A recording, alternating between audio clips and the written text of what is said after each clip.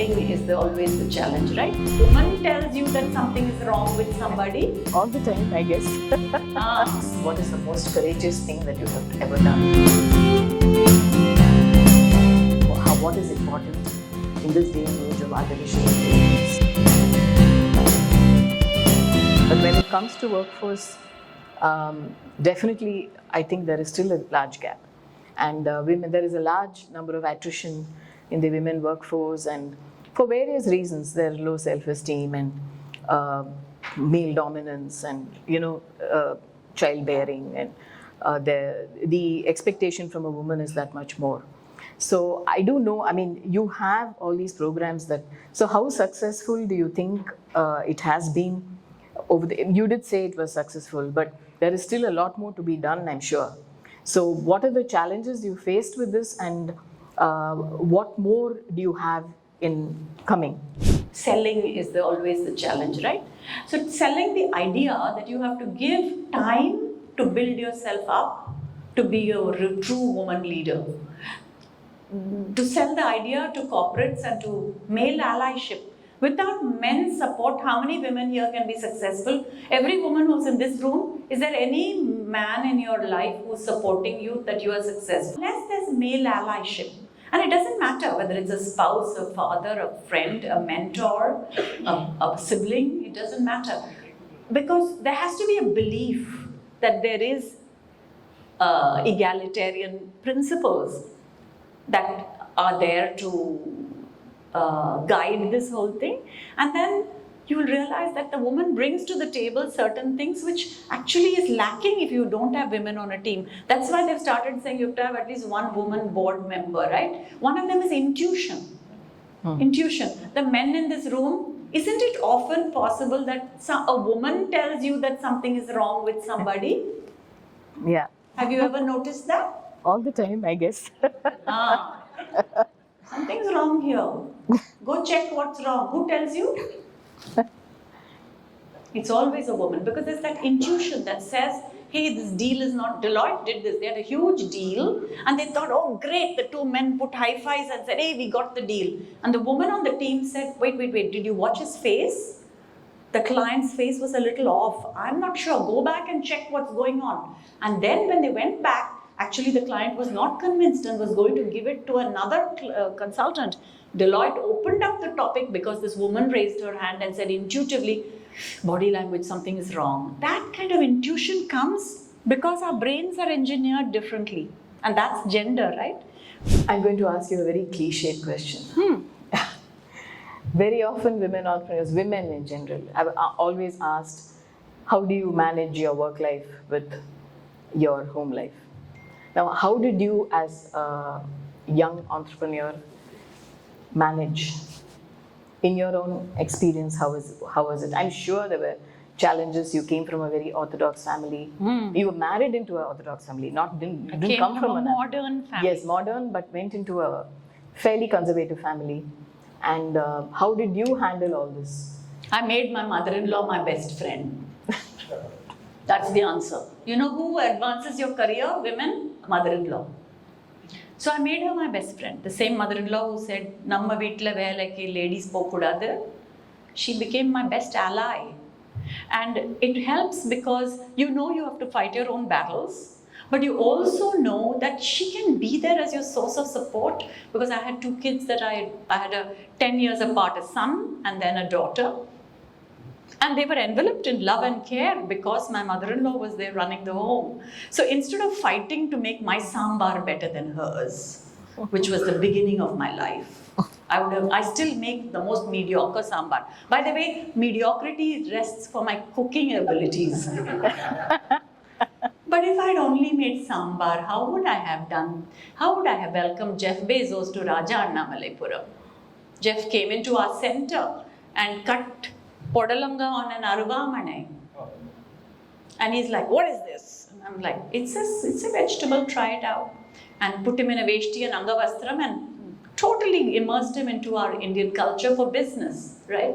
And he wanted to understand retail therapy in India, retail behavior in India.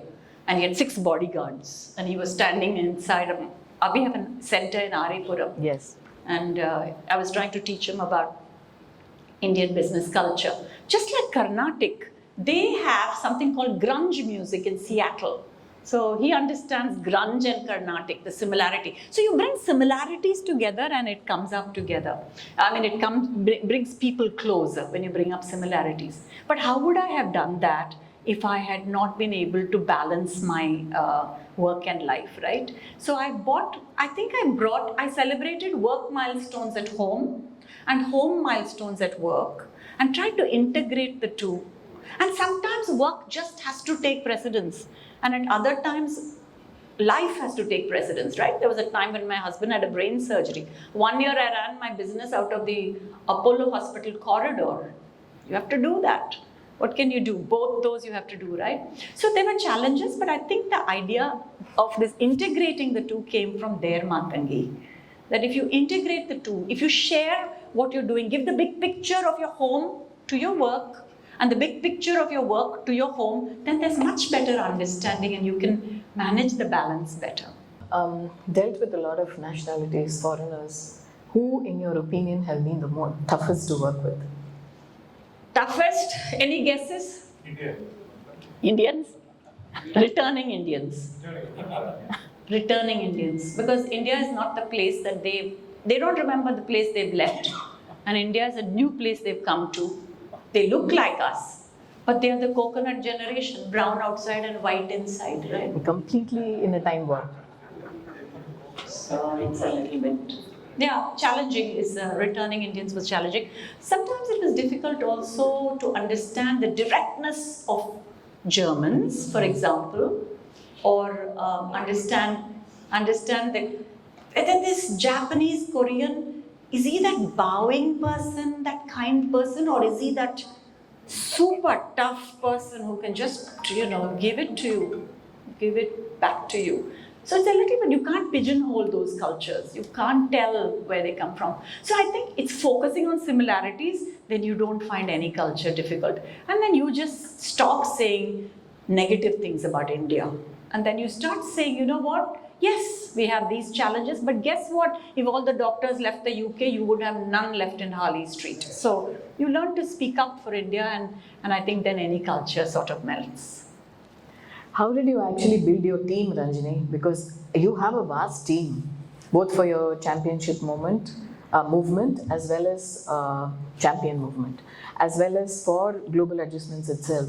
You've built a great team, and many of them are women, right? Yes. How did you manage to recruit them? What criteria was there? And how did they come to you? And how did you go about this, building this great team? Global Adjustments had 100 people, only 100 people, so it's not a very big company, but pretty important work we were doing because we were handling big names and big companies, right? And I did try to keep it 80% women in the beginning, but later I realized we need diversity there too. So I think finding people who had life experience was the most important thing for me, Matangi. I think picking people for life experience, spotting that there is some spark in them has been the best, Matangi.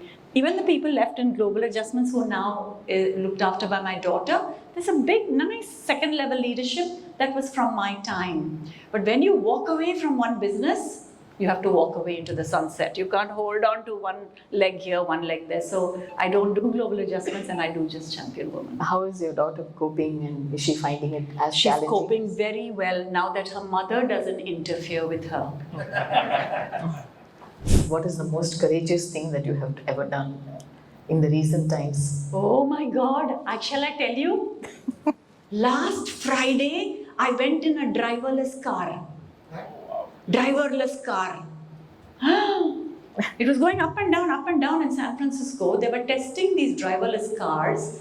And I thought, I think I want to go in one of those. And people living there are too scared because they're not sure that it's tested. But from 9 o'clock at night to 6 o'clock in the morning, they're opening 100 rides for public. And there's a little app and you have to press there and like you call an Uber, it comes. This cruise comes there to your door, but there's nobody in it. There's like one ghost. And I'm like, hello, but there's nobody there. But when you open the door and you sit down, it starts talking to you. Buckle up, we're leaving, buckle up. And I'm like, finding the seat belt taking so long, it's not moving. Till I buckle up, it's not moving. Any other driver would have given me 5 minutes and thought, okay, Desi, she's never going to buckle up, let's just go. But this car didn't. So I think somewhere artificial intelligence is going to make us safer, maybe make our jobs easier. It looks like that. I met the artificial intelligence head of Google there and I said, I went in a driverless car, and he's like, that's pretty gutsy. So I quickly took a video and I posted it on LinkedIn, and 100,000 views already I got. So I'm very excited. I think that's my most courageous thing in the recent past.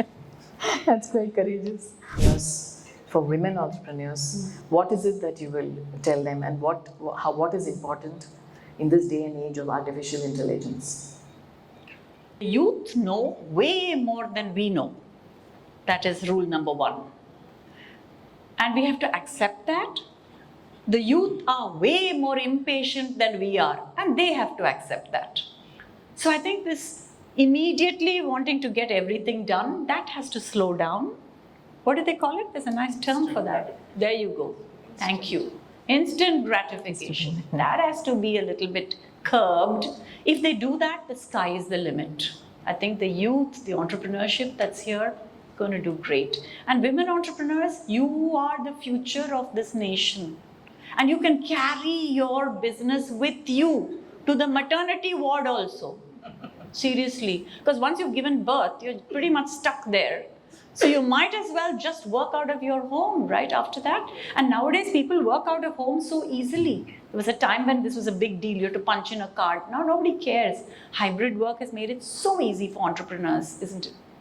So if you have a good idea, keep holding on to it and try out the entrepreneurship, because whether you're a youngster or a woman, if you bring a partner into it, especially like I did, Joanne and I, we had opposite skills, right? She was a Harvard graduate. I was a local Indian that knew quite a bit about India. So if you find a partner, then you make very good bedfellows. And then the entrepreneurial journey becomes very exciting with a partner to share it with them, isn't it? But don't marry your partner. Because that becomes difficult, I think, because then you have to carry that home.